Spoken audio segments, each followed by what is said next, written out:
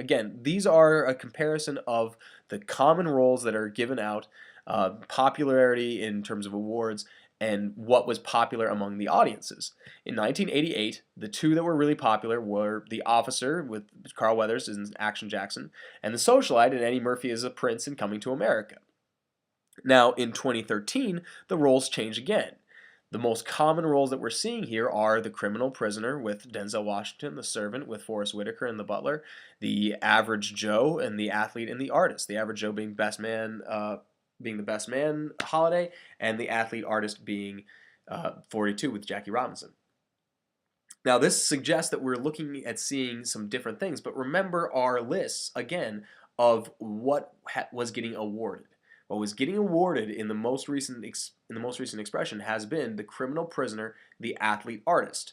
So we're seeing those things come back, and we're also seeing a rise of the servant once again as a common role for African Americans in terms of both Forest Whitaker in The Butler and in terms of The Help, Octavia Spencer winning awards for that most recently. So we can see that for all the changes, the box office tends to be more or less in line with what the critics are seeing in terms of popularity.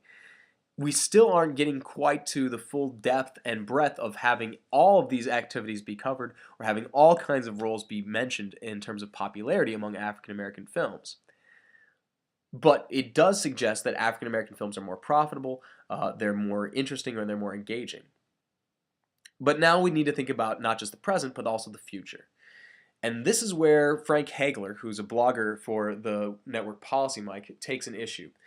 He points out one of the most important things for Hollywood these days is not necessarily one great film, it's a franchise of great films, or even a franchise of mediocre films. Superheroes are the watchword of the day, and as he points out, minorities characters have a record of doing well at the box office, especially recently, as we just saw with 4 movies in the top 50. It's past time for Hollywood, he says, to release a movie based on a minority comic book hero where the character's race is central to the story. So that begs the question of exactly how that would happen. And now this is where the future of casting comes in.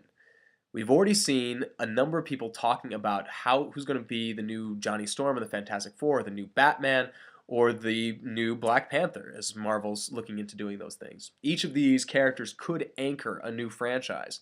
And the recent buzz about each of these roles has had African Americans in the lead to play the parts.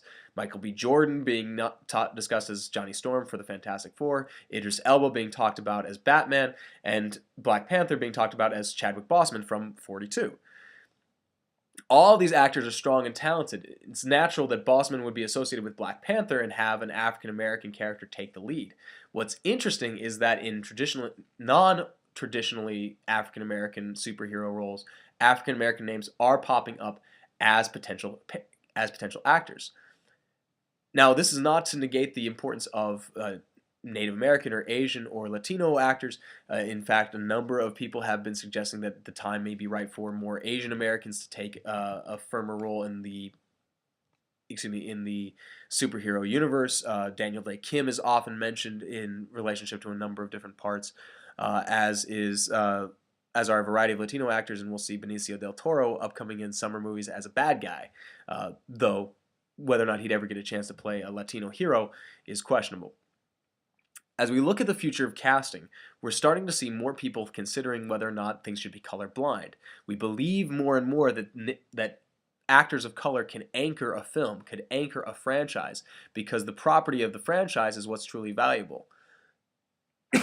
And the interest that people have in certain actors will be there regardless. So when we think about where we're going from here, we can notice this. More films are being released with African American writers, directors, actors in the leading roles. That's evidence, and they're more popular. The directors and writers and performers are gaining more prominence. We're seeing this play out in the Academy Awards. We're seeing how different roles and different standards are being given more credence and given more value. But what's worth noting is that the diversity of the roles may need to be considered. We're starting to consider whether or not superheroes are really a game changer for for actors of color in film. Whether or not such things really would make a difference to their portrayal of an overall culture, to see it as a truly heroic culture wherein race matters and you are a hero for yourself, for your community, and for the entire country, with the racial identity still made very important. Now, whether or not any of these things happen, I don't know. The point of this whole piece is not necessarily to say that one group has been disenfranchised or negated by Hollywood. It's simply to raise information and give awareness about the fact that the way we're seeing race play out in Hollywood is tailored to a certain view of African Americans, a certain view of Latinos, a certain view of Asian Americans. The way we reward them, the way we watch them in popular culture and popular cinema is different than the way most white culture is naturally seen in film. Going forward from here, going forward into the next generation of filmmakers, it'll be interesting to see how much race still matters and how much the old ways of seeing race in terms of performances and filmmaking are reaffirmed or if they are challenged instead. Thank you very much.